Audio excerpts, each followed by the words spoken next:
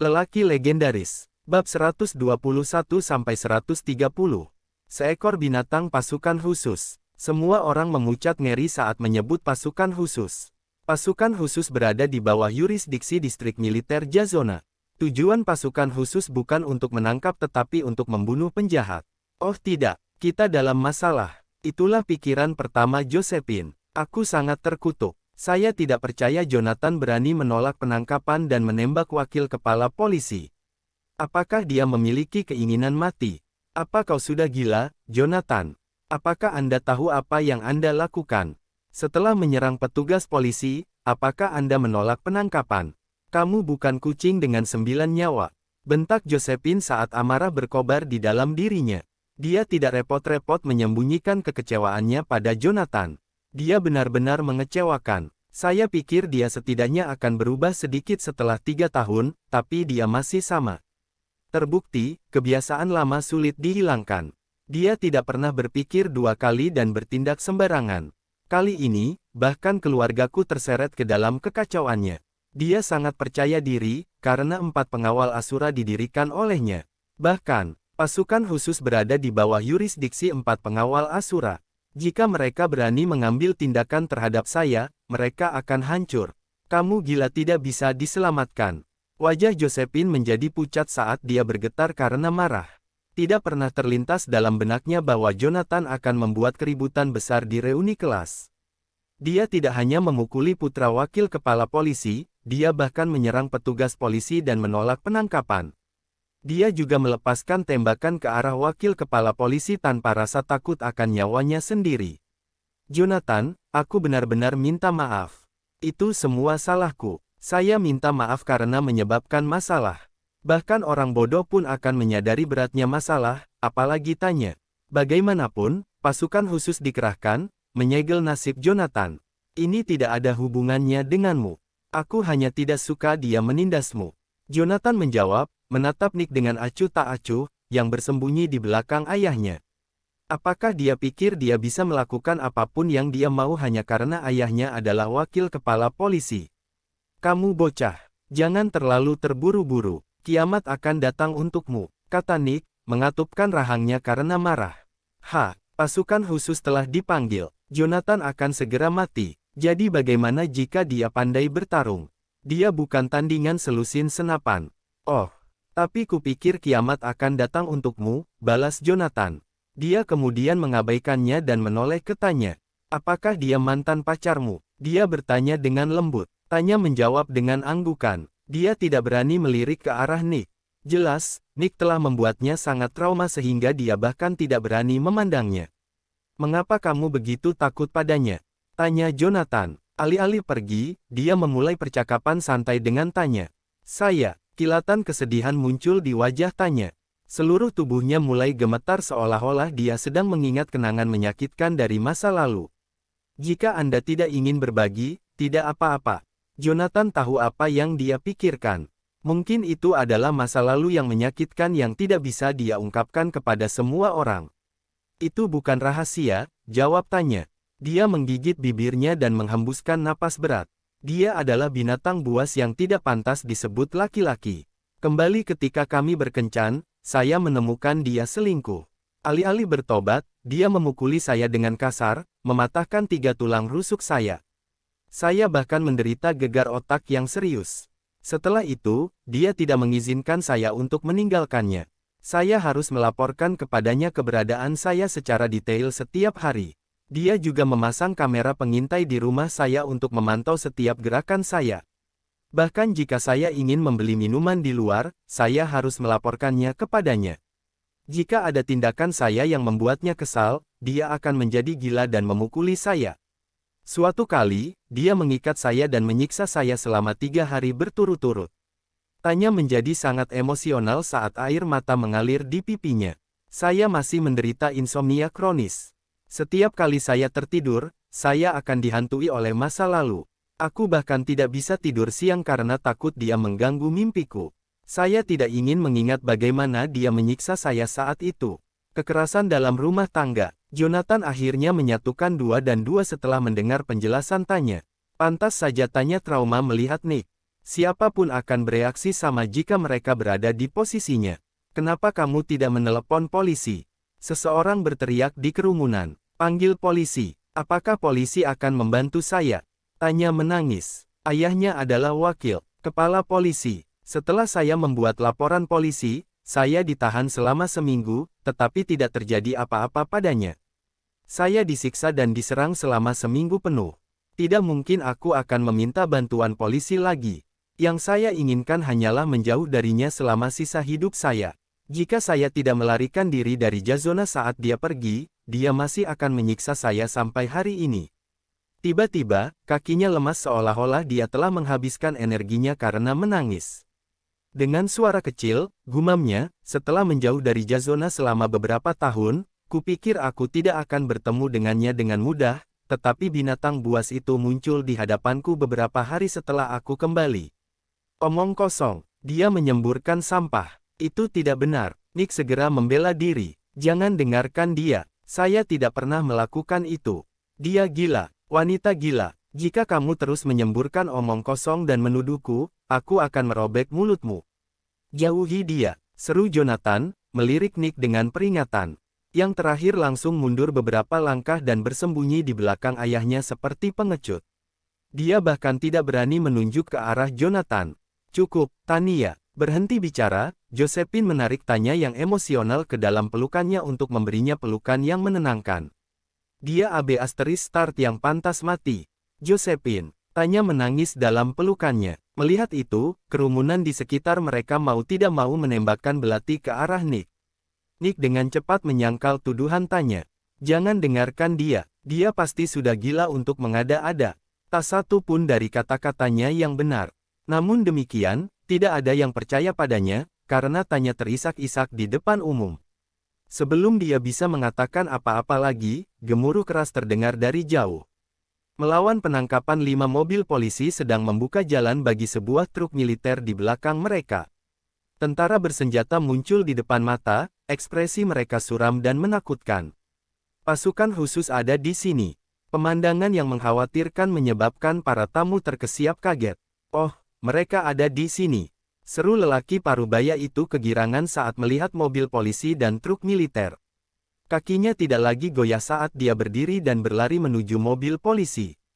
Berhenti. Saat pria parubaya itu memblokir jalan mobil polisi, seorang pria tua berseragam polisi turun dari mobil. Apa yang terjadi, Jack? Dia tidak jelas tentang situasinya, karena wakil kepala polisi, Jack Tucker, tampak mendesak di telepon. Chief Barnstone, ada teroris di sini. Tolong tembak dia sekarang juga. Jack memohon. Mendengar permintaannya, atasannya, Red Barnstone, mengerutkan alisnya. Orang yang berbahaya. Di mana dia? Itu dia. Jack menunjuk ke arah Jonathan tanpa ragu saat sinar samar kebencian bersinar di matanya. Seketika, ekspresi Red menjadi gelap saat awan hitam yang tidak menyenangkan menyelimuti dirinya. Jack, apakah ini orang berbahaya yang kamu bicarakan? Ya itu betul. Melihat Red merengut, Jack segera menjelaskan, Chief Barnstone, dia mungkin sendirian, tapi dia benar-benar mematikan. Unit taktis polisi bukan tandingannya. Dia juga penembak jitu yang hebat. Sebelumnya, dia menembak tembakan ke arahku. Jika saya tidak bereaksi dengan cepat, dia akan membunuh saya. Pria yang tak tahu malu. Itu adalah reaksi pertama penonton. Beraninya Anda mengklaim telah bereaksi dengan cepat. Jonathan lah yang menyelamatkan hidupmu. Kalau tidak peduli seberapa cepat Anda tidak akan hidup sekarang. Dia bersenjata. Ekspresi Red yang sudah gelap entah bagaimana berubah menjadi lebih gelap mendengar kata-kata Jack. Iya, Jack melaporkan dengan hormat dengan kepala tertunduk. Dia mengambilnya dari petugas satuan taktis polisi. Kamu tidak berguna. Red memelototi Jack, menutupi yang terakhir dengan penilaiannya yang dingin. Dia kemudian menoleh ke seorang pria berseragam militer di belakangnya dan berkata, Kapten Sharpe, pria ini bersenjata dan mematikan. Harap beritahu anggota tim Anda untuk berhati-hati. Mengerti. Duncan Sharpe mengangguk singkat. Dia melambai dan memerintahkan dengan otoritatif, semuanya, siapkan senjatamu. Iya Pak, anak buahnya menjawab serempak. Mengikuti perintahnya, para anggota Kopassus memuat senapan mereka dengan sigap. Tak lama kemudian, Jonathan menjadi sasaran senapan yang tak terhitung jumlahnya. Jonathan, apa yang harus kita lakukan? Suara tanya bergetar saat melihat pemandangan mengerikan dari senapan yang tak terhitung jumlahnya. Diarahkan ke mereka, bahkan tangannya menggigil. Kegelisahan mengaburkan pikirannya saat memikirkan malapetaka yang akan datang. Jangan takut, mereka tidak akan berani menembak kita. Jonathan meyakinkannya, nada suaranya lembut. Dia bangkit dan melangkah ke Red dan para prajurit. Setelah melihat aksinya, Kopassus anggota segera meletakkan jari mereka di pelatuk, siap menariknya kapan saja. Jika situasinya tidak menguntungkan mereka, mereka pasti akan mulai menembaki Jonathan. Anda kepala Barnstone? Jonathan bertanya sambil melirik Red. Iya, benar, Red mengakui dengan cemberut. Kau ingin bertemu denganku, kan? Aku di sini. Jika Anda memiliki sesuatu untuk dikatakan, katakan sekarang. Katakan pada mereka untuk berhenti menodongkan senapan ke arahku. Aku benci kalau orang lain mengarahkan senjatanya ke arahku.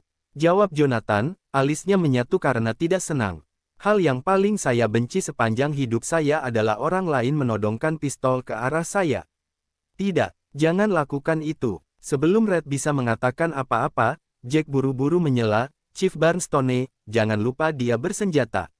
Dia bahkan menghajar petugas Satpol PP sampai babak belur tadi. Apakah kamu ketua, atau aku ketuanya? Jangan lupa bahwa aku atasanmu. Red memberinya tatapan tajam. Dia kemudian melambai dan mengeluarkan perintah. Letakkan senjatamu. Mari kita lihat apa yang dia katakan. Jack membalas dengan lemah, tapi dia sangat berbahaya. Chief Barnstone, kata-katanya dipotong pendek oleh Red yang berseru, diam. Suaranya mengkhianati kekesalannya. Jack terhenti saat melihat kemarahan Red yang akan datang. Teroris yang sangat berbahaya. Kata siapa? Anda. Jonathan mendengus mendengar komentar Jack. Hanya karena aku menghajar putramu karena mempermalukan seorang wanita tak bersalah di depan umum, sekarang aku menjadi teroris yang sangat berbahaya. Apa yang telah terjadi? Red menuntut ketika pusaran kemarahan berputar di dalam dirinya. Ekspresinya berubah gelap seperti guntur setelah mendengar cerita Jonathan. Kepala Barnstone, dengarkan aku. Dia tidak lain adalah pembohong. Itu tidak terjadi, Jack, membantah keras. Dialah yang bekerja dengan kedua wanita itu untuk merayu Nick untuk memeras uang darinya. Nick menolak, menyerah, jadi mereka memukulinya. Oh, aku kagum dengan betapa cepatnya kamu berbohong. Jonathan mencibir, cukup, berhenti dengan argumen. Kita bisa bicara di kantor polisi. Menyadari ini tidak akan berakhir dalam waktu dekat, Red menyela dan memerintahkan bahwa mereka semua kembali ke kantor polisi. Dia memandang Jack dan menambahkan dengan tegas, kamu dan putramu juga ikut. Chief Barnstone, suara Jack menghilang saat dia merasakan Red memberinya tatapan dingin. Dia mengatupkan bibirnya, karena kamu menyangkal menjadi teroris, kembalilah ke kantor polisi bersamaku. Kami akan mencari tahu apakah Anda berbaring di belakang sana. Red memberi tahu Jonathan, bagaimana jika aku menolak untuk kembali bersamamu? Jonathan mengucapkannya dengan suara dingin. Kamu tidak punya pilihan. Red mendengus. Anda bersalah karena menyerang petugas polisi dan menolak penangkapan, antara lain. Kamu sadar aku bisa menembakmu di sini, kan? Tidak, aku tidak. Datang jawaban dingin Jonathan. Teman-teman, tangkap mereka sekarang. Jika ada di antara mereka yang melawan, tembak mati. Mengabaikan jawaban Jonathan, Red mengumumkan perintah kepada bawahannya untuk menangkap mereka yang terlibat. Iya Pak, petugas polisi melangkah maju untuk melaksanakan perintahnya. Sementara itu, para anggota Kopassus mengangkat senjatanya dan membidik Jonathan. Tembak aku mati, mari kita lihat siapa yang berani melakukannya. Tatapan Jonathan berubah dingin saat melihat para prajurit mengarahkan senapan mereka ke arahnya. Apakah kamu dari pasukan khusus? Kamu dari divisi mana? Siapa yang memberi Anda perintah untuk menyalahgunakan posisi Anda bersama dengan polisi? Zachary Surratt, atau Thierry Cloutier, kamu tahu komandan kami. Kata-katanya menyebabkan Duncan mengerutkan alisnya dengan bingung. Bagaimanapun, Zachary dan Thierry adalah komandan pasukan khusus. Zachary adalah komandan tertinggi distrik militer Jazona sementara Thierry adalah pemimpin tertinggi penjaga naga ilahi, dan kekuatannya hanya kalah dari Zachary di distrik militer Jazona. Mengapa sepertinya Jonathan mengenal mereka berdua? Siapa namanya? Hentikan omong kosong itu dan beritahu aku siapa yang mengeluarkan perintah.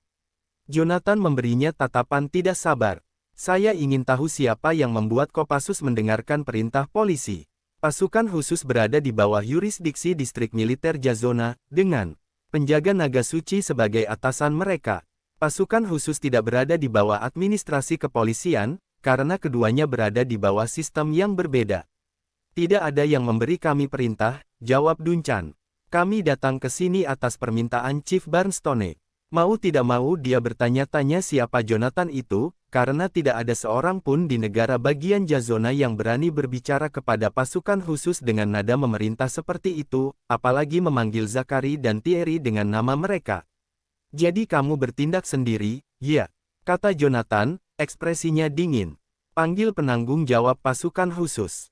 Saya ingin bertanya kepadanya bagaimana dia biasanya mengelola tim Anda. Bawahannya telah melakukan operasi di belakang punggungnya. Dia layak dihukum. Jika dia tidak bisa memberikan penjelasan yang memuaskan hari ini, dia akan kehilangan posisinya sebagai penanggung jawab tim Anda. Saya mendirikan 4 pengawal Asura seorang diri, dan pasukan khusus berada di bawah yurisdiksi 4 pengawal Asura. Beraninya pasukan khusus mengarahkan senapan mereka ke arahku. Omong kosong, Duncan mendesis marah. Apa hakmu untuk memerintah kami dan kepala kami berputar-putar? Kamu pikir kamu ini siapa? Kamu akan mengetahui apakah aku berhak memerintahmu saat kamu memanggil kepalamu. Jonathan tidak ingin membuang waktu lagi untuk mencoba meyakinkannya. Baiklah, Anda begitu bersemangat untuk menemui ajal Anda, ya. Biarkan aku memenuhi keinginanmu. Duncan kemudian mengeluarkan ponselnya untuk melakukan panggilan. Beraninya dia ikut campur dalam urusan pasukan khusus. Dia pasti memiliki keinginan mati. Duncan melaporkan, Komandan Cloutier, saya Kapten Duncan Sharpe dari pasukan khusus tim 1. Sebelum dia bisa menyelesaikan kalimatnya, Thierry memotong dengan tidak sabar, tentang apa ini? Saya bertemu dengan seorang teroris di sebuah restoran di Jazona, tetapi dia sepertinya mengenal Anda dan bersikeras agar saya menelepon Anda, ungkap Duncan, menyeringai sinis ke arah Jonathan. Dia tahu bahwa Thierry adalah orang yang paling pemarah di semua penjaga naga ilahi. Saat Jonathan berani memerintah mereka, dia mengira Thierry akan meledak marah. Mengapa kamu melakukan seperti yang diperintahkan? Apakah Anda kapten tim 1 pasukan khusus, atau sandera orang itu? Saya tidak melihat Anda begitu patuh selama pelatihan. Seperti yang diharapkan, Thierry menjadi sangat marah dan menyatakan dengan marah, mengapa menurut Anda saya mengenal seorang teroris? Jika Anda menelepon saya di tengah malam lain kali karena masalah sepele seperti itu, Anda harus merenungkan kesalahan Anda selama sebulan di ruangan gelap. Iya, Komandan Cloutier, jawab Duncan, tangannya gemetar karena dimarahi. Saat hendak menutup telepon, Thierry tiba-tiba bertanya, ngomong-ngomong, siapa nama orang itu? Siapa namamu? Duncan mengulangi pertanyaannya sambil memelototi Jonathan. Jonathan Goldstein, terdengar jawaban Jonathan yang tenang dan tenang. Namanya Jonathan Goldstein, Komandan Cloutier, lapor Duncan dengan patuh. Mendengar itu, Thierry bertanya, apa? Datang lagi. Siapa namanya? Nafasnya menjadi cepat. Jonathan Goldstein, jawab Duncan dengan patuh meskipun dia tidak tahu mengapa nada bicara Thierry tiba-tiba berubah. Kamu ada di mana? Saya akan ke sana secepat mungkin. Teriak Thierry dari ujung telepon. Tanpa memberi kesempatan pada Duncan untuk bicara, dia mengoceh, katakan padanya aku akan tiba di sana dalam 20 menit. Tidak, memo itu. Jadikan itu 10 menit. Saya akan tiba di sana dalam 10 menit. Komandan Cloutier, tutup mulutmu. Duncan sekali lagi dipotong oleh Thierry yang bermuka masam. Sebelum aku tiba, jangan sentuh dia. Jika tidak, Anda harus membayar harganya. Karena itu, dia menutup telepon Duncan. Duncan tidak bisa menahan diri untuk tidak menelan betapa tiba-tiba saluran itu terputus. Dia memaksa dirinya untuk tenang saat instingnya mengatakan bahwa dia dalam masalah. Komandan Cloutier bilang dia akan tiba di sini dalam 10 menit, Duncan mengumumkan.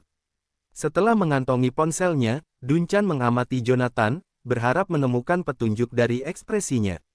Namun, yang membuatnya kecewa, wajah Jonathan tanpa ekspresi. Dia tidak tahu apa-apa. Kalau begitu mari kita tunggu kedatangannya, jawab Jonathan dengan sigap. 10 menit kemudian, tidak lebih dari 1 menit, dan tidak kurang dari 1 menit, terdengar gemuruh keras di kejauhan. Sebuah truk militer berwarna hijau zaitun meluncur ke arah mereka, melewati kerumunan dan menabrak restoran yang dikelilingi oleh banyak mobil polisi. Suara klik keras terdengar ketika pintu dibuka. Kemudian, seorang pria parubaya berseragam militer melompat turun dari kendaraan. Dengan kulit kecoklatan, rambut pendek, dan otot yang robek, dia terlihat sangat maskulin dan kuat, seperti komandan militer. Hanya perlu satu pandangan darinya untuk memaksa seseorang berhenti, dicengkeram dengan perasaan bahwa Grim Reaper sedang menunggu untuk mengambil nyawa seseorang. Jelas bahwa pria ini telah melalui banyak pertempuran sejak auranya berbau kematian dan ancaman. Aura pembunuh yang dia pancarkan menyesakkan kerumunan di sekitarnya. Komandan Cloutier, begitu dia turun dari kendaraannya, para prajurit memberi hormat dengan hormat. Komandan Cloutier, Duncan bergegas maju untuk menyambutnya, tetapi pria itu hanya mendorongnya dengan kasar. Minggir, di mana Tuan Goldstein? Di mana dia? Thierry menuntut dengan suara keras. Goldstein. Duncan tampak benar-benar bingung. Dia membuka bibirnya, hendak bertanya siapa itu, ketika tatapan atasannya tertuju pada Jonathan. Apakah ini benar-benar Anda, Tuan Goldstein? Aku tidak melihat sesuatu, bukan? Tanya Thierry. Dia hampir tidak percaya bahwa Jonathan berdiri di hadapannya.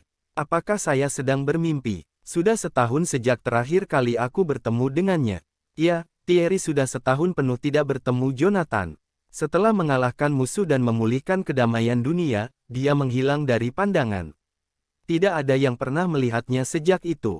Asura yang tak terkalahkan, yang telah memimpin 4 pengawal Asura untuk menghancurkan semua musuh mereka, tidak lagi terlihat di depan umum.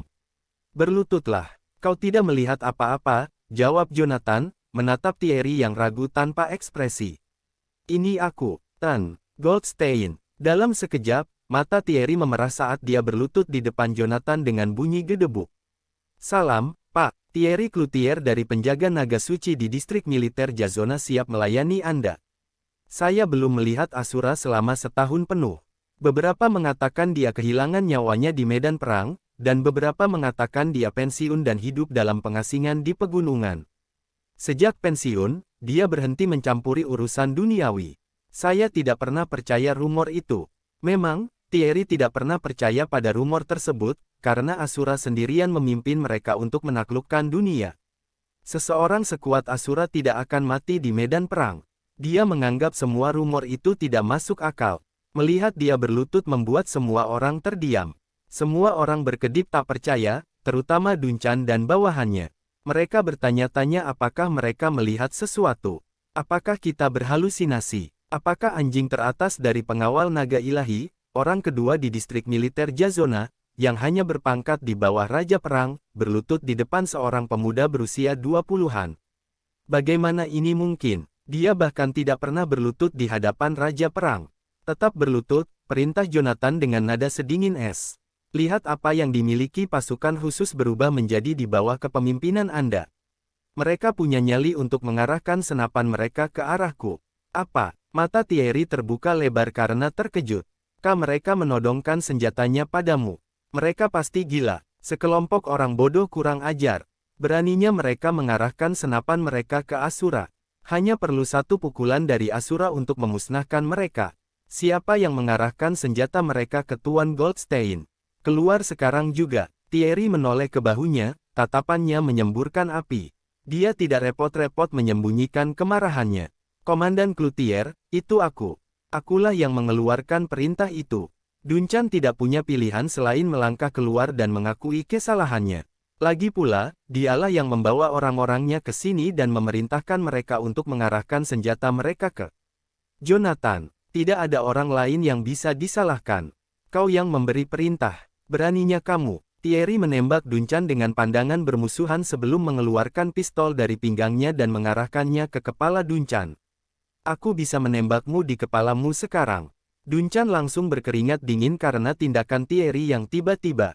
Komandan Cloutier, dia tahu Thierry akan melepaskan tembakan, sebagai orang yang mudah tersinggung. Jika Komandan Cloutier menjadi sangat marah, dia akan menembakku tanpa ragu.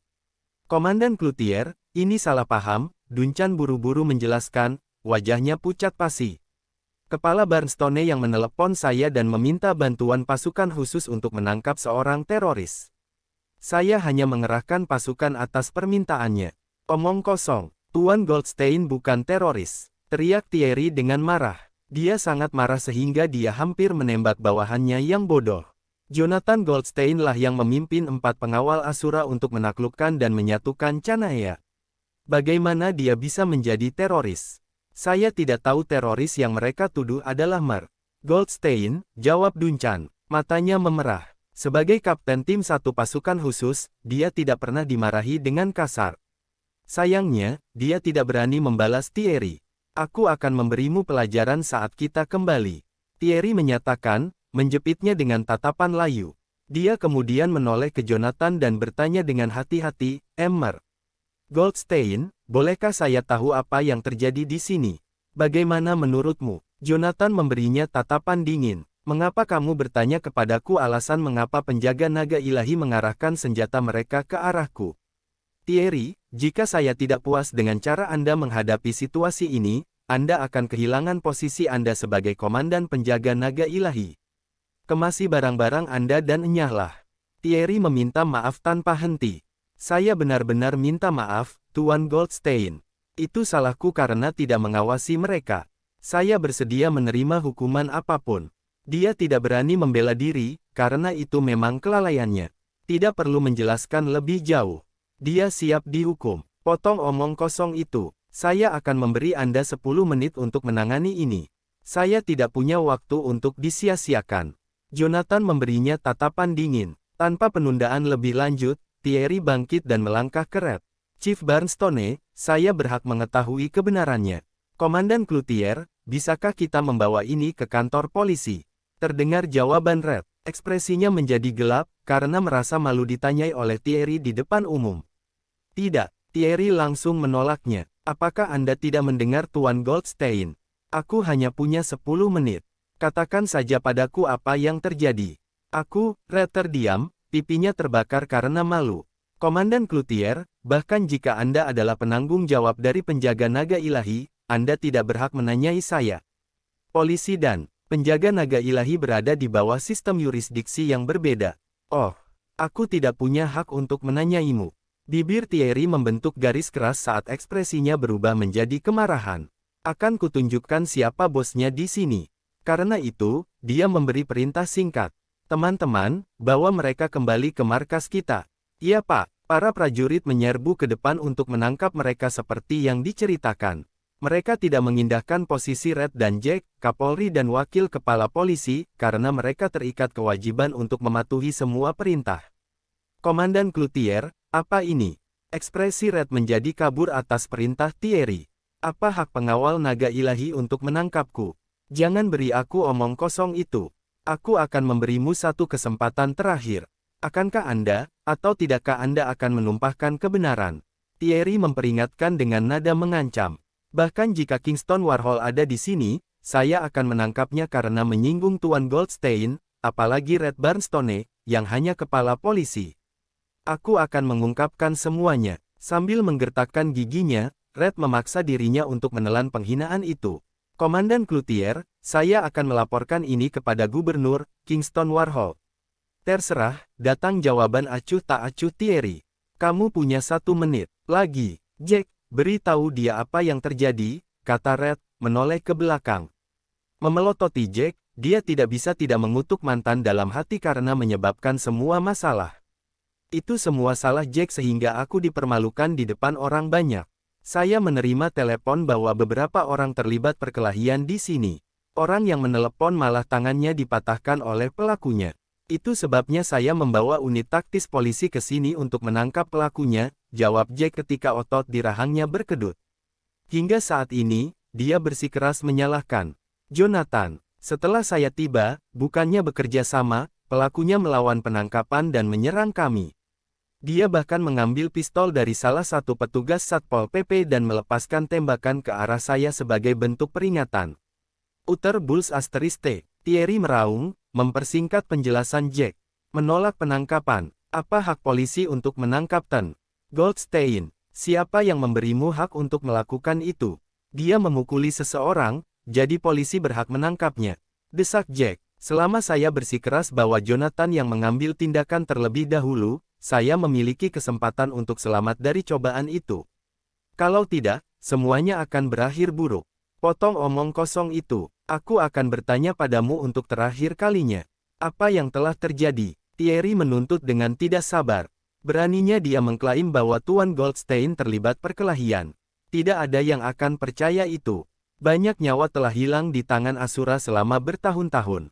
Jika dia menginginkan seseorang mati, orang itu tidak akan memilikinya kesempatan untuk memanggil polisi, karena dia akan membunuh orang itu bahkan tanpa berkedip. Aku memperingatkanmu, Tucker, apakah Anda tahu konsekuensi berbohong kepada saya?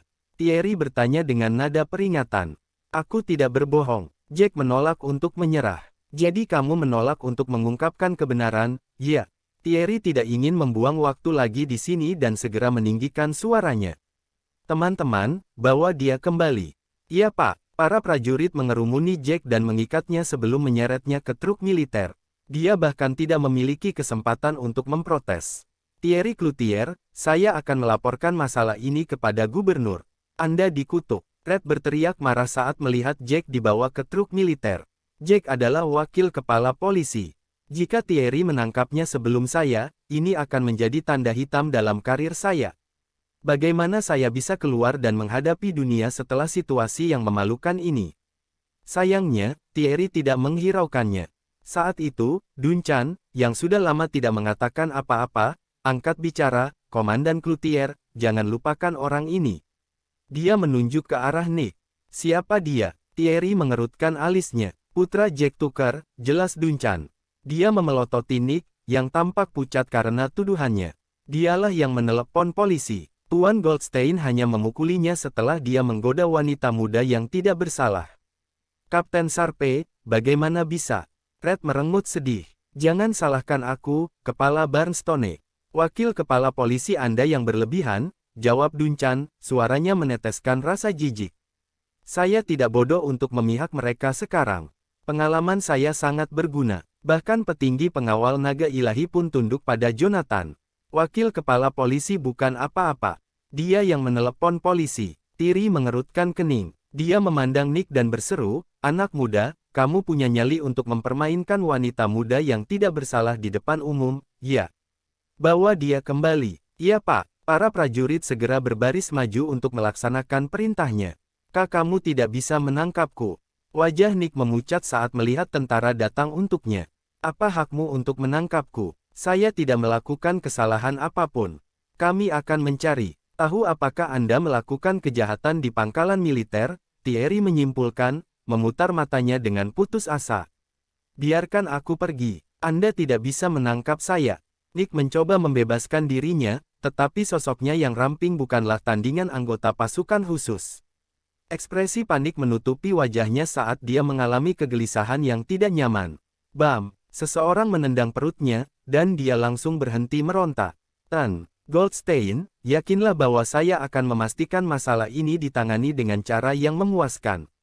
Setelah Nick diseret keluar, Thierry menghampiri Jonathan dengan hati-hati. Jonathan mendengus sebagai jawaban dan sedikit menggelengkan kepalanya. Jika aku tidak puas dengan solusinya, kamu akan berkemas dan meninggalkan penjaga naga ilahi. Dimengerti, Tuan Goldstein. Datang jawaban Thierry. Dia kemudian menatap Jonathan dengan ragu-ragu sebelum berkata, Tuan Goldstein, kemana saja kamu selama setahun terakhir ini? Setelah perdamaian dipulihkan ke dunia, Jonathan menghilang tanpa jejak. Tidak peduli seberapa keras dia dan rekan-rekannya mencoba, mereka tidak dapat menemukan petunjuk tentang keberadaannya. Militer mampu menemukan informasi apapun yang mereka inginkan di dunia, tetapi bahkan setelah mereka menggunakan satelit militer dan cara lain, Jonathan tetap hilang secara misterius. Seolah-olah dia telah menghilang dari permukaan bumi. Jangan ajukan pertanyaan yang seharusnya tidak kamu tanyakan. Jonathan memelototinya. Thierry mundur selangkah menanggapi ledakannya yang tiba-tiba dan menutup mulutnya.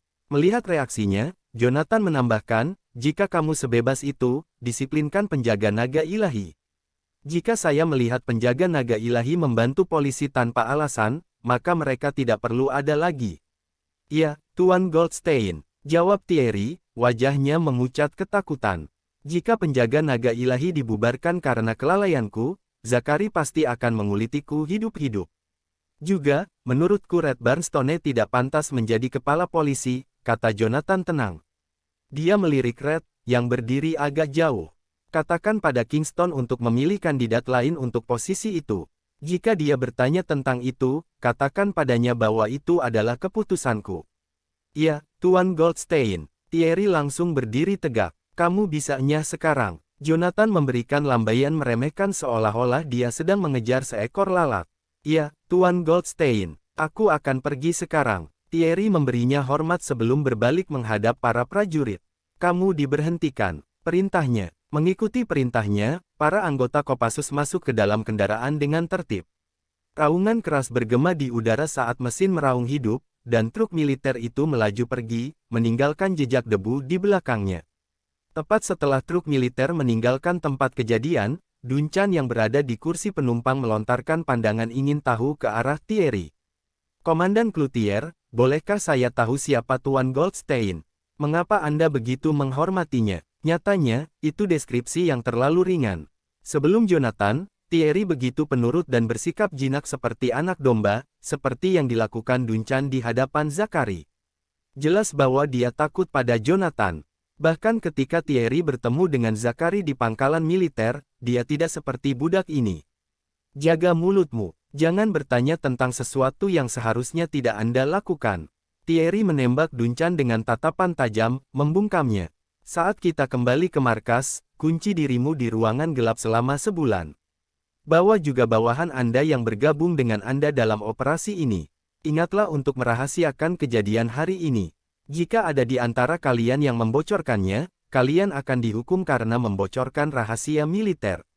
Dimengerti, Komandan Cloutier. Pemahaman muncul, dan wajah Duncan memucat. Hukuman untuk membocorkan rahasia militer adalah ditembak mati. Apakah Anda percaya bahwa saya Asura?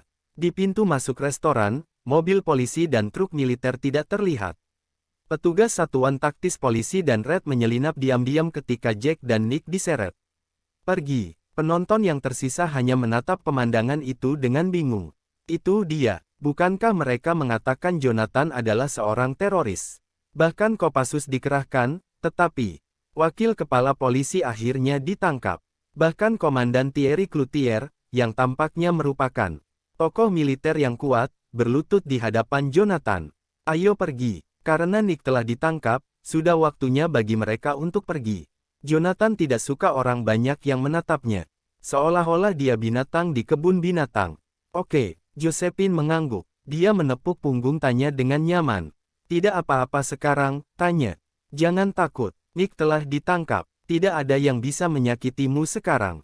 Nick sangat mengganggu tanya. Dia masih menggigil, kepalanya terkubur dalam pelukan Josephine. Bagaimana mungkin? Nick telah ditangkap. Tanya mengangkat kepalanya dan tergagap tak percaya. Bukankah ayahnya wakil kepala polisi? Siapa yang berani menangkapnya? Seorang wakil kepala polisi tidak bisa mengambil keputusan di Jazona, jawab Jonathan, melemparkan tatapan acuh tak acuh. Titik. Jika Anda tidak mempercayai kami, lihatlah sekeliling Anda. Apakah Nick masih di sini? Mendengar kata-katanya, tanya secara naluriah mencari sosok Nick di area itu. Namun, dia tidak terlihat dimanapun. Oh, bahkan polisi dan mobil polisi sudah meninggalkan tempat kejadian. Apakah dia benar-benar ditangkap? Tanya-tanya, matanya membelalak tak percaya. Ya, tentu saja. Jonathan mengangguk mantap. Kamu tidak perlu lagi takut padanya. Dia tidak akan pernah berani menyentuhmu mulai sekarang. Apakah dia akan dibebaskan besok setelah dikurung selama sehari? Tanya tidak percaya bahwa keinginannya menjadi kenyataan. Tentu saja tidak. Jonathan menggelengkan kepalanya. Bahkan jika dia bertemu denganmu di masa depan, dia pasti akan menjauhimu. Tanda seru petik 2. Apa kamu yakin? Ketidakpastian berkedip di mata tanya. Tidak ada yang bisa menyalahkannya karena bereaksi seperti ini, karena dia hidup dalam ketakutan pada Nick selama beberapa tahun terakhir. Tapi hari ini, Jonathan telah menariknya keluar dari mimpi buruknya. Mengapa aku berbohong padamu? Tanya Jonathan sambil terkekeh. Kamu bisa bertanya pada Josephine.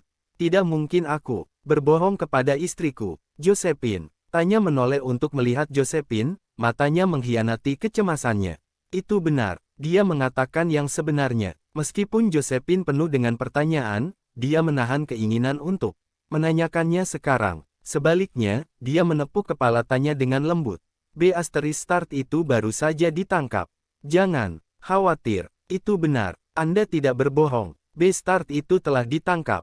Nick telah ditangkap. Air mata menggenang di mata tanya saat kebenaran meresap. Butuh beberapa waktu baginya untuk tenang dan menahan air matanya. Dia berbalik untuk melihat Jonathan. Dan berkata, Jonathan, aku benar-benar minta maaf telah menyebabkan masalah untukmu. Putra wakil kepala polisi telah ditangkap. Jonathan pasti dalam masalah besar. Ini bukan masalah besar, jawab Jonathan dengan lambaian tangannya. Baiklah, Anda harus menghapus air mata Anda. Orang-orang menatap. Tiba-tiba, kehebatan dari apa yang baru saja dia lakukan membuatnya tersadar. Orang-orang memperhatikan kita. Dengan panik, dia menyeka air matanya dengan punggung tangannya dan tersentak berdiri. Ketika dia berdiri, Jonathan memberi tahu pemilik restoran, tolong tagihannya. Tidak apa-apa, pemilik menjawab dengan hormat. Makananmu ada, padaku. Jelas, dia tidak berani menerima bayaran apapun dari Jonathan. Aku tidak suka berutang budi. Jonathan memberi pemilik pandangan apatis. Berapa harganya? Kamu tidak perlu membayar. Sebelum pemiliknya menyelesaikan kalimatnya, Jonathan menyela dengan dingin, apakah kamu ingin restoranmu tutup? Aku, pemiliknya terdiam, kehilangan kata-kata. Berapa harganya? Ulang Jonathan, sedikit ketidaksabaran dalam suaranya. 125, pemiliknya tergagap. Tepat ketika Jonathan hendak membayar. Makanan mereka, tanya menyela, biar saya yang bayar. Saya ingin berterima kasih karena telah membantu saya hari ini. Sebelum Jonathan bisa mengatakan tidak, dia dengan cepat membayar tagihannya. Baiklah kalau begitu. Jonathan tidak mau repot-repot berdebat dengannya. Di mana Anda tinggal? Aku akan memberimu tumpangan. Iya, benar. Aku mau jalan-jalan sendiri, tanya menolak tawarannya. Dia butuh waktu untuk melupakan trauma yang menghantuinya selama bertahun-tahun. Apakah kamu akan baik-baik saja sendirian? Josephine bertanya, kekhawatiran terlihat jelas dalam suaranya. Saya baik-baik saja, tanya memberinya kedipan nakal dan berseri-seri dengan gembira. Saya sudah dewasa. Anda, di sisi lain, harus berhenti menindas Jonathan. Jika saya tahu Anda menindasnya, saya akan terbang ke Jadeboro dan membalaskan dendamnya. Dia mengayunkan tinjunya saat dia berbicara. Karena suasana hati tanya sedang baik, Josephine tidak melanjutkan. Hari sudah larut, dan dia ingin pulang secepat mungkin. Kalau begitu kita akan pergi. Baik Jonathan maupun Josephine berjalan menuju Lamborghini merah menyala. Ingatlah untuk meneleponku ketika kamu kembali ke rumah. Tanya memberi isyarat dengan tangannya. Oke, mengangguk, Josephine menyelinap ke kursi penumpang. Menyusul raungan mesin, Lamborghini merah menyala melesat, meninggalkan kepulan debu. Ketika mereka akhirnya sendirian di dalam mobil, Josephine langsung mengajukan pertanyaan yang mengganggu pikirannya. Berapa banyak lagi rahasia yang kau sembunyikan dariku? Sejak Jonathan muncul setelah menghilang selama 3 tahun, dia sepertinya menyimpan banyak rahasia. Pemandangan Andrew Morley menyapanya sebagai komandan muncul di benaknya. Bahkan Graham Cabot, ketua Graham Group, sangat tunduk di hadapannya. Itu, keluarga Blackwood, yang merupakan cikal bakal di antara 4 keluarga terkemuka di Jadeboro, diusir dari kota ini dengan satu kata darinya. Selain itu, pria paling kejam di Jadeboro yang memiliki hubungan dengan polisi dan dunia bawah tanah, Harrison Seymour, berlutut di hadapannya. Seperti seorang pelayan dan menyerahkan proyek pengembangan taman ekologi senilai miliaran. Mengikuti perintahnya. Bahkan Randall Swindell, wali kota Jadeboro yang memerintah seluruh kota, semuanya berhati-hati di hadapannya seolah-olah dipin dan jarum.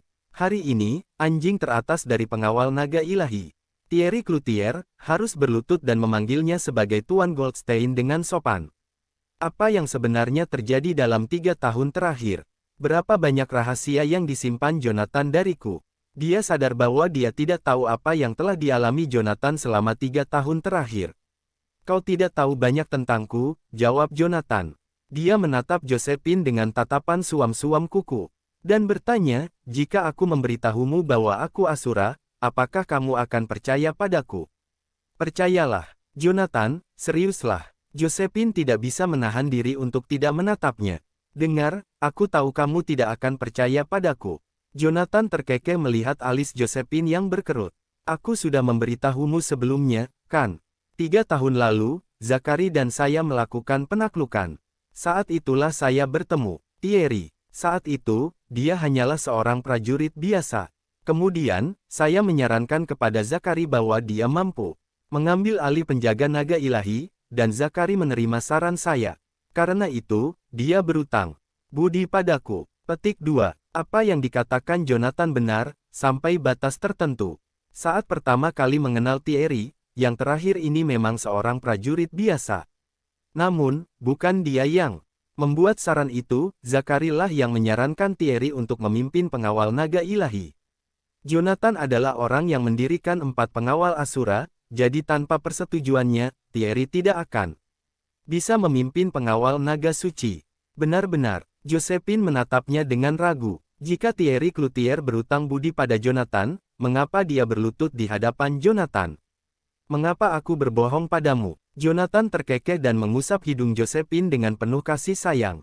Sayang, ini akan menjadi tengah malam ketika kita sampai di rumah. Mengapa kita tidak keluar malam ini? Kalau begitu, kemana kita harus pergi? Alis Josephine berkerut saat dia menatapnya.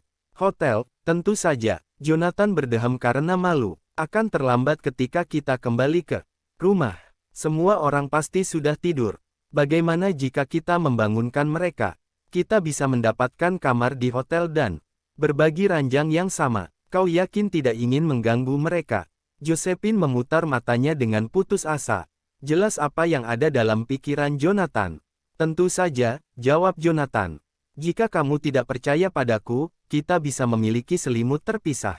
Bagaimana kedengarannya? Tanda tanya petik 2. Itu ide yang buruk. Balas Josephine, memelototinya. Ayo kita pulang. Saya harus pergi ke Graham Group besok untuk mengambil alih proyek pengembangan taman ekologi. Apakah kamu tidak akan memikirkannya lagi? Desak Jonathan, menolak untuk menyerah begitu saja. Tidak, jawab Josephine. Dia menutup matanya, tidak ingin melihat Jonathan untuk kedua kalinya. 1 jam kemudian, mobil berhenti di depan Villa No. 1. Dalam kegelapan, Josephine menutup pintu kamarnya dengan keras dan bahkan mengunci pintu tanpa ragu-ragu. Mendengar bunyi klik kunci, Jonathan hanya bisa menghela nafas tak berdaya. Mengapa dia bersikeras mengunci pintu ketika dia tidur? Apakah dia tidak percaya padaku? Malam berlalu dalam sekejap mata. Ketika Jonathan bangun di pagi hari, Josephine tidak terlihat. Dia melihat Emmeline duduk di sofa di ruang tamu, asyik dengan drama yang diputar di TV. Seperti biasa, lengan Margaret kaku saat dia menyuruh Connor berkeliling. Sepertinya Connor lebih membantu daripada suaminya. Kau sangat bodoh.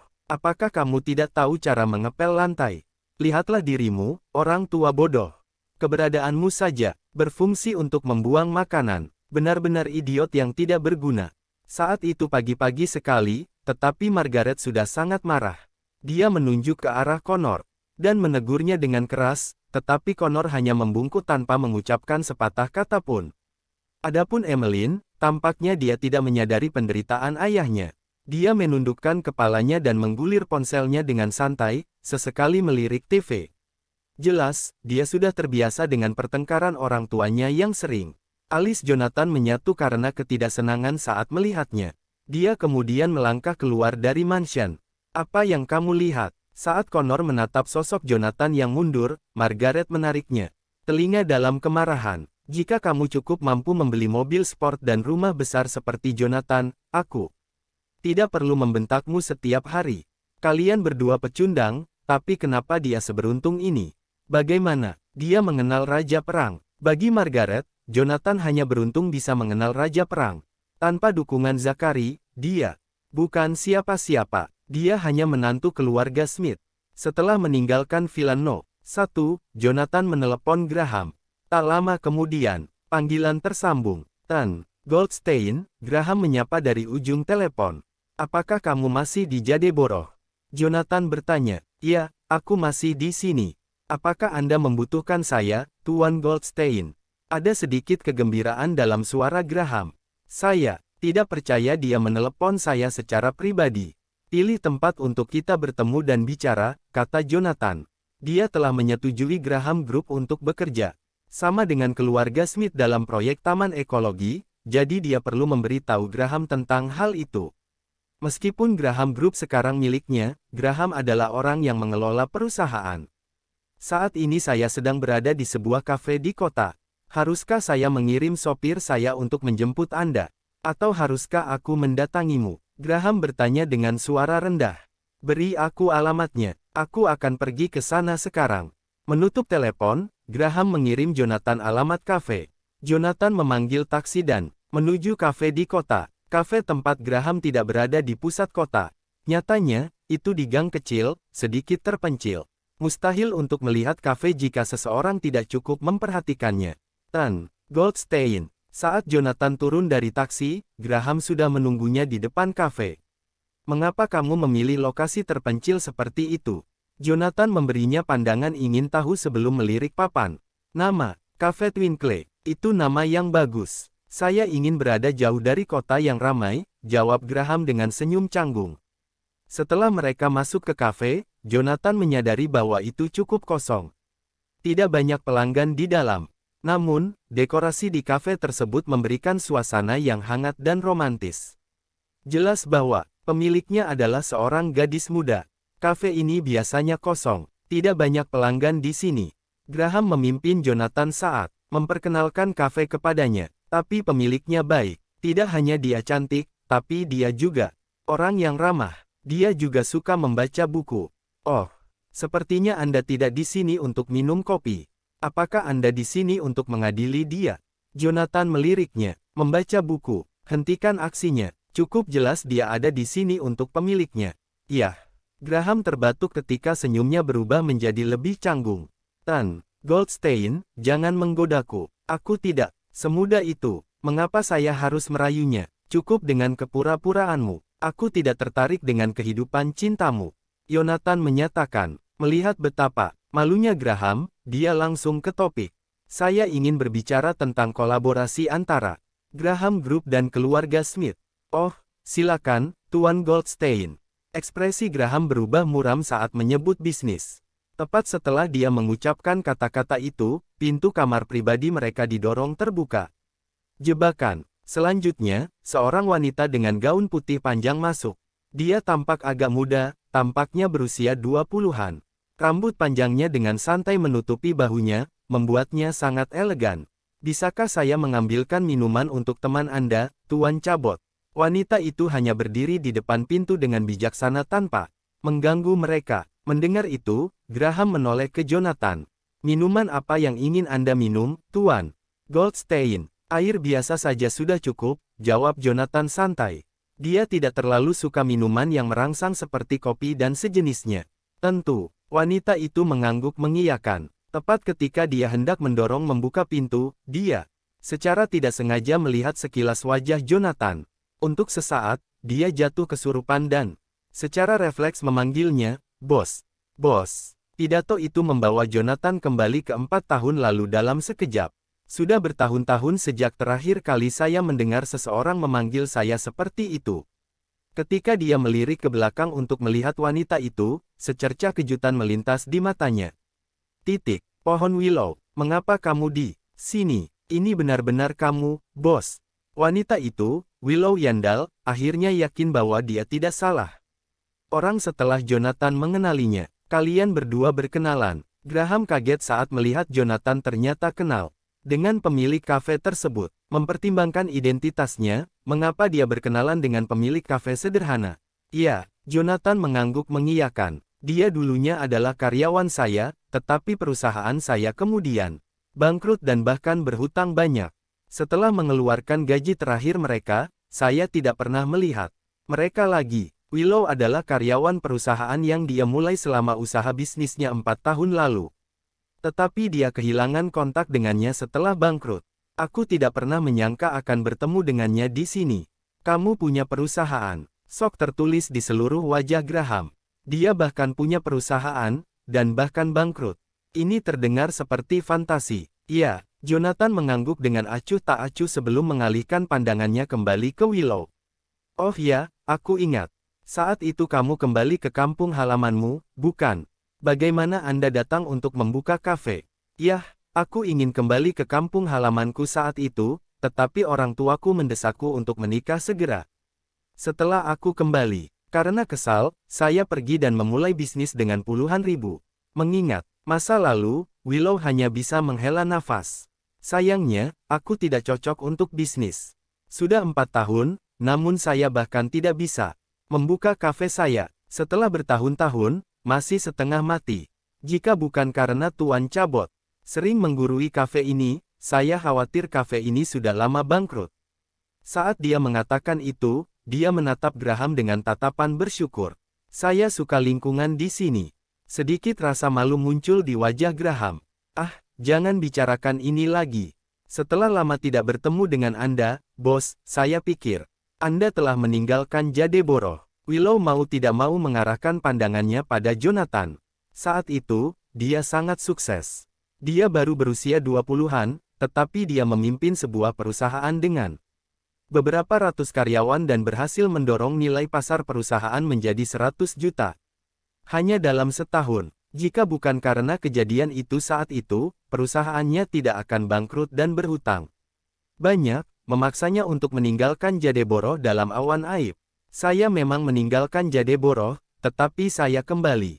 Jonathan menatap keluar jendela dengan melankolis seperti miliknya. Pikiran melayang, jika bukan karena perusahaan saya bangkrut saat itu dan orang-orang memburu saya tidak akan masuk ke kamp militer secara tidak sengaja. Dan pada gilirannya, saya tidak akan memperoleh teknik naga suci kuno secara kebetulan dan menjadi asura yang mendominasi dunia. Lalu, apakah kamu bertemu Tavion ketika kamu kembali kali ini? Willow bertanya dalam bisikan belaka. Tavion. Mendengar nama itu, ekspresi Jonathan berubah drastis. Bukankah Tavion sudah pergi? Tavion Callahan tidak lain adalah mitra bisnis Jonathan ketika dia memulai perusahaannya. Saat itu, karena dia ditipu untuk menandatangani kontrak yang buruk, perusahaan itu bangkrut. Dan berhutang banyak hutang. Setelah perusahaan bangkrut, dia menghilang secara misterius tanpa kabar apapun. Suatu hari, keluarganya memberitahu saya bahwa dia telah bunuh diri dan bahkan meninggalkan saya catatan bunuh diri. Di dalamnya, dia meminta maaf kepada saya dan berjanji akan membayar saya 100 kali lipat di kehidupan selanjutnya. Belakangan, saya bahkan menghadiri pemakamannya. Memberi keluarganya beberapa puluh ribu yang merupakan seluruh kekayaan saya. Setelah melakukannya, saya hanya memiliki sedikit lebih dari 100 yang tersisa.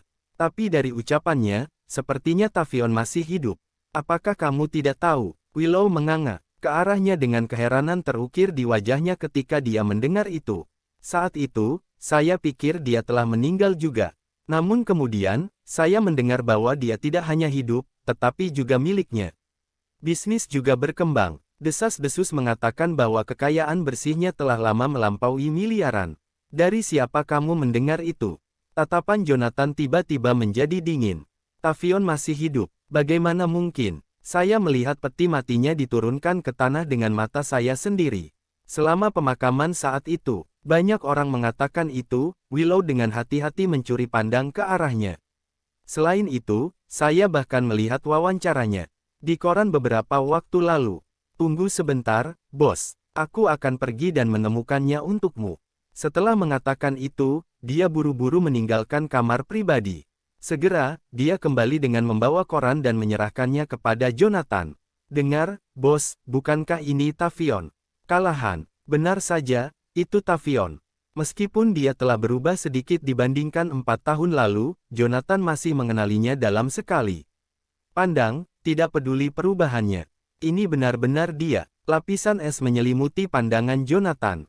Di koran tertulis kata-kata, miliarder terbaru di provinsi dengan kekayaan bersih 3 miliar, salah satu dari 10 orang paling terkemuka di Jazona, perintis zaman. Tatapannya dingin saat dia menatap pengenalan Tavion serta foto dirinya dalam setelan jas dan dasi di koran, sedemikian rupa sehingga dia tampak jauh dari melakukan pembunuhan. Jadi dia memalsukan kematiannya. Saya tidak pernah mengharapkan seseorang untuk benar-benar meniru plot yang buruk dan Drama televisi konyol dan memerankannya untukku di kehidupan nyata. Selama ini, saya tidak pernah mencurigainya. Meskipun karena dia perusahaan itu bangkrut. Saat melihat pria yang seharusnya bunuh diri 4 tahun lalu hidup-hidup dan menendang. Dia tidak bisa mengendalikan amarah pembunuhan yang melonjak dalam dirinya saat itu meskipun telah pergi.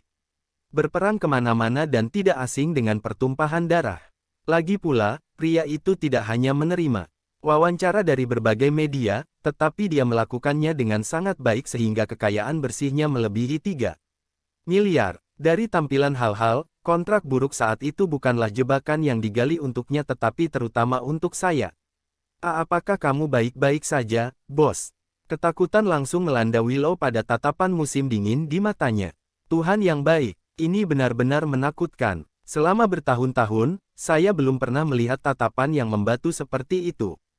Seolah-olah, dia sedang melihat seseorang yang kematiannya tak terelakkan, bukannya manusia yang hidup. Saya baik-baik saja. Dengan riang melemparkan koran ke atas meja, Jonathan mengalihkan pandangannya ke arahnya. Apakah kamu tahu, di mana dia? Saya ingin mengunjunginya. Saya adalah penjahat. Jika saya tidak salah, dia ada di Jazona. Willow kembali mengamati Jonathan dengan hati-hati. Bos, apakah ada konflik antara kamu dan Tavion? Dari sorot mata Jonathan, dia bisa merasakan dengan jelas bahwa pria itu marah. Tidak, saya hanya ingin tahu kebenaran tentang kejadian saat itu. Jawab Jonathan dingin. Saya tidak peduli dengan kerugian 100 juta yang diderita perusahaan saat bangkrut. Bahkan, 1 miliar hanyalah angka bagiku hari ini, apalagi 100 juta. Saya hanya ingin tahu apakah kejadian saat itu adalah jebakan yang dia buat untuk saya dengan berkolusi dengan orang lain.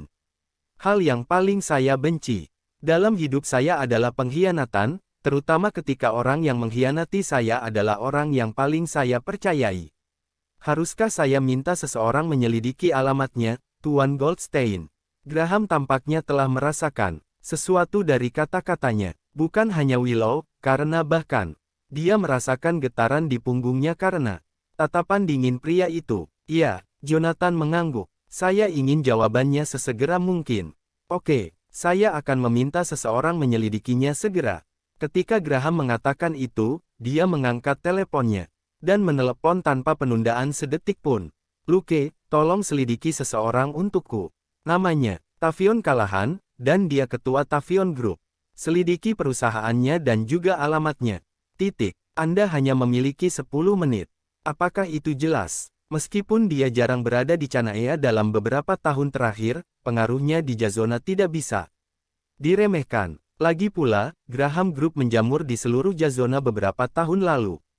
Meskipun dia telah berada di luar negeri dalam beberapa tahun terakhir, dan pengaruhnya tidak lagi sebesar sebelumnya, masih mudah baginya untuk menyelidiki seseorang. Akan segera ada berita, Tuan Goldstein. Graham menatap Jonathan setelah menutup telepon. Hebat, kata Jonathan. Ngomong-ngomong, di mana kita tadi? Dia awalnya ingin berbicara dengan Graham tentang kolaborasi dengan keluarga Smith tetapi tiba-tiba diinterupsi oleh Willow. Kami berbicara tentang proyek taman ekologi, jawab Graham. Ah iya, dengan suara datar, Jonathan melanjutkan, saya sudah menyuruh Harrison untuk menyerahkan taman ekologi proyek ke keluarga Smith dan minta mereka menanganinya. Namun, keluarga Smith tidak memiliki perusahaan real estate atau tim konstruksi. Ketika saatnya tiba, kirim seseorang untuk mendiskusikan detailnya dengan mereka. Dengan kata lain, Graham Group akan berkolaborasi dengan keluarga Smith dalam proyek taman ekologi. Mereka akan bertanggung jawab atas rencana dan desain spesifik, sementara Anda akan memasok tenaga kerja dan memajukan dana. Tentu, apapun yang Anda katakan, Tuan Goldstein. Graham buru-buru mengangguk, tidak keberatan sama sekali. Pada akhirnya, grup Graham menjadi milik Jonathan, dan dia hanya mengelolanya atas namanya. Karena itu, dia secara alami harus mengikuti perintah Jonathan. Kirim seseorang yang berpengalaman untuk bekerja dengan keluarga Smith. Mereka tidak punya pengalaman di bidang real estate, jadi harus hati-hati. Jonathan mengingatkan sekali lagi. Dia khawatir akan ada yang tidak beres karena Josephine tidak pernah menjadi manajer umum atau memiliki pengalaman di bidang real estate. Jangan khawatir, Tuan Goldstein. Jika terjadi sesuatu, saya pribadi akan mencari Anda dan meminta maaf. Graham meyakinkan sambil terkekeh. Jonathan mengangguk sebagai jawaban. Tidak lama setelah kata-kata Graham jatuh, teleponnya berdering. Halo, kamu sudah mendapatkan informasinya. Oke, saya mengerti. Setelah beberapa ucapan singkat, Graham menutup telepon dan mengalihkan pandangannya ke Jonathan. Goldstein, sudah dikonfirmasi bahwa Tavion Callahan saat ini tinggal di Villa No. 10, Ataraksi Hey. Perusahaannya berlokasi di Tavion Tower. Rumor mengatakan bahwa dia menghabiskan lebih dari 1 miliar untuk membangun gedung itu. Menara Tavion, ya. Mendengar lokasi tersebut, Jonathan dengan santai menyalakan sebatang rokok. Itu nama yang cukup bagus. Saya hanya ingin tahu seperti apa bangunannya yang menghabiskan biaya lebih dari 1 miliar. 4 tahun lalu, dia bangkrut dengan saya dan berutang banyak. Selain itu, dia bahkan diburu oleh para debiturnya. Namun dalam sekejap mata, dia kini telah menjadi miliarder setelah 4 tahun dan telah menghabiskan lebih dari 1 miliar untuk membangun Menara Tavion. Mengingat bagaimana saya dengan bodohnya memberikan keluarganya puluhan ribu yang saya tinggalkan selama pemakamannya saat itu, bahkan saya merasa diri saya menyedihkan. Haruskah saya menangani masalah ini untuk Anda, Tuan Goldstein?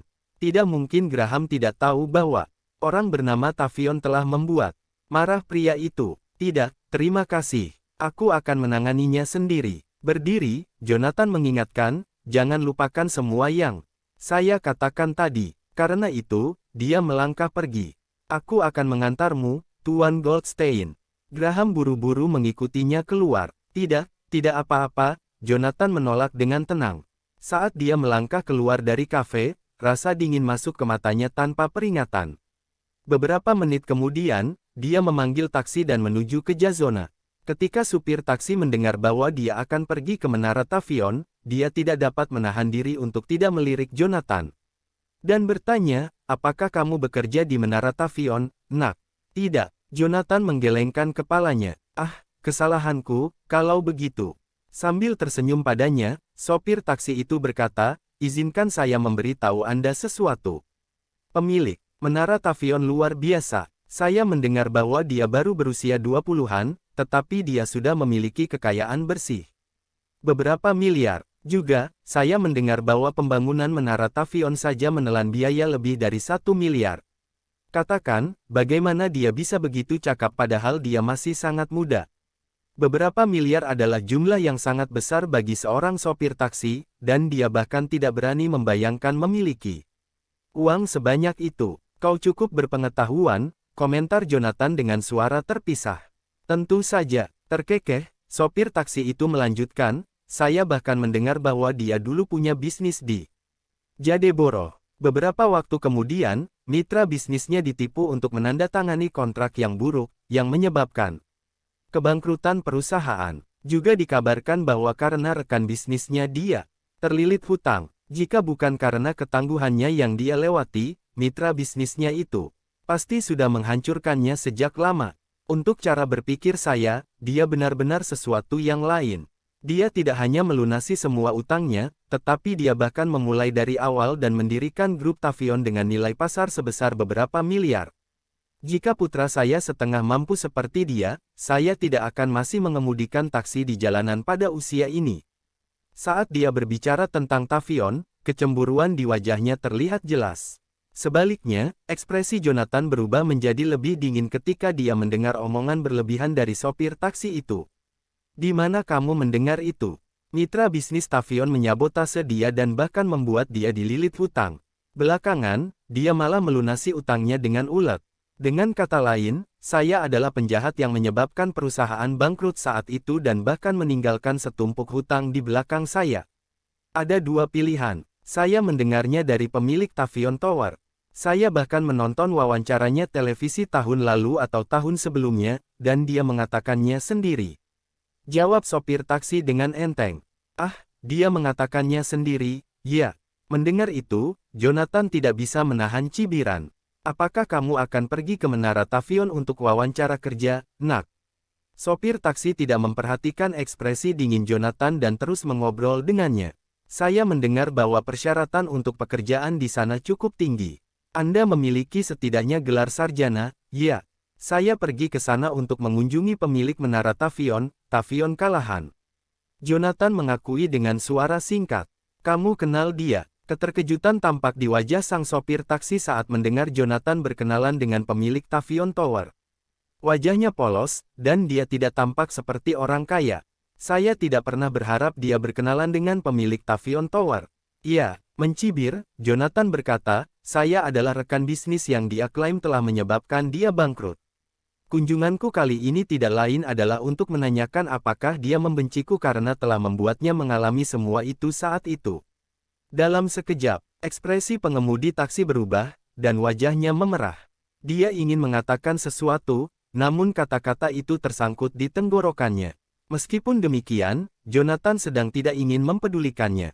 Dia mengeluarkan ponselnya dan melakukan panggilan sebagai gantinya. Tak lama kemudian, suara yang dalam dan menggelegar terdengar di ujung telepon. Halo, Tuan Goldstein. Iya, ini aku. Dengan suara rendah, Jonathan memerintahkan, selidiki seseorang untukku. Namanya Tavion Callahan, dan dia pemilik Tavion Group di Jazona. Saya ingin semuanya ada padanya dalam 5 tahun terakhir, termasuk jumlah makanan yang dia makan setiap hari, jumlah wanita yang dia tiduri, dan jumlah uang yang masuk ke rekening banknya. Saya menginginkan semua itu. Apakah dia menyinggung Anda, Tuan Goldstein? Suara di ujung telepon menjadi sedingin es, dan niat membunuh di dalamnya jelas dapat dilihat bahkan melalui telepon. Jangan mengajukan pertanyaan yang seharusnya tidak kamu tanyakan. Anda hanya perlu membantu saya menyelidiki semua yang saya katakan sebelumnya. Beri aku semua informasi sebelum fajar. Apakah ada masalah dengan itu? Jonathan mengucapkan dengan dingin. Orang di ujung sana langsung menjawab, tidak. Yakinlah bahwa saya akan menyelidiki bahkan nenek moyangnya sebelum fajar. Saya tidak tertarik dengan leluhurnya. Saya hanya tertarik pada semua yang dia lakukan dalam 5 tahun terakhir. Jonathan kemudian memperingatkan dengan dingin, untuk masalah ini, kamu hanya menyelidiki dia. Jangan ikut campur. Apakah kamu mendengarku? Dimengerti, Tuan Goldstein. Aku tidak bercanda denganmu. Jika Anda berani ikut campur dalam masalah ini, saya akan mengeluarkan Anda dari Jazona. Juga, Anda akan diberhentikan dari posisi Anda sebagai Raja Perang. Selama bertahun-tahun, ini adalah pertama kalinya Jonathan memperingatkan Zachary. Sebagai salah satu dari 4 Raja Perang dan orang yang paling dia percayai, Jonathan tidak pernah mengancamnya seperti hari itu. Tentu saja, dia juga tidak pernah semarah hari itu. Apakah masalah kali ini sangat serius, Tuan Goldstein? Di ujung lain telepon, Zachary merasakan sesuatu yang berbeda dari nada pria itu. Bahkan melalui telepon, dia bisa mendengar kemarahan dalam suara pria itu. Iya, ini sangat serius sehingga saya harus menanganinya sendiri. Kemudian Jonathan menutup telepon tanpa memberinya kesempatan untuk mengucapkan sepatah kata pun. 1 jam kemudian, taksi berhenti di depan Tavion Tower. Tak bisa dipungkiri, Tavion Tower memang megah, karena terhampar di lahan puluhan hektar. Plakat batu di pintu masuk dengan tulisan, Menara Tavion, bahkan lebih mengesankan. Halo Pak, bagaimana saya bisa membantu Anda? Resepsionis yang memesona dengan rok pendek hitam segera maju dan menghalangi jalan Jonathan begitu dia memasuki lobi. Saya di sini untuk melihat Tavion Callahan. Jonathan menyatakan dengan jelas. Apakah kamu punya janji? Tidak, maaf, tapi Anda tidak bisa bertemu Callahan tanpa membuat janji. Jika Anda ingin bertemu dengannya, Anda harus membuat janji seminggu sebelumnya. Resepsionis dengan sopan dan diplomatis menolaknya masuk. Seminggu terlalu lama, aku ingin melihatnya sekarang. Meliriknya, Jonathan menambahkan, katakan padanya bahwa seseorang bernama Jonathan Goldstein ingin bertemu dengannya. Dia pasti akan setuju untuk bertemu denganku. Maaf, Pak, tapi Pak Callahan sedang rapat. Saya khawatir saya tidak bisa melakukannya untuk Anda. Resepsionis itu menolak sekali lagi. Tidak apa-apa, saya bisa menunggu. Jonathan tidak menempatkannya dalam posisi yang sulit tetapi menjatuhkan diri di sofa. Kemudian dia menyalakan sebatang rokok tanpa tergesa-gesa.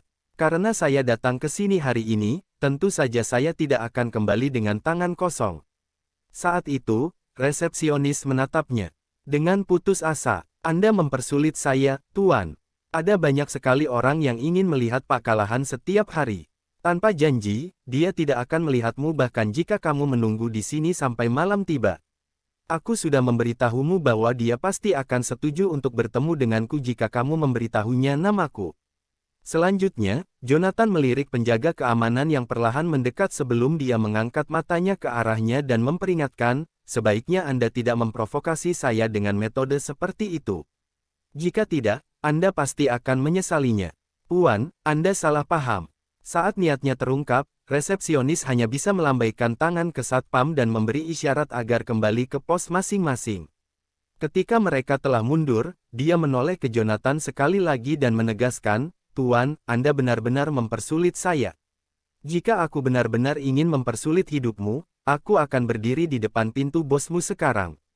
Memandangnya tanpa perasaan, Jonathan menyatakan, aku akan memberimu 10 menit untuk mempertimbangkan ini.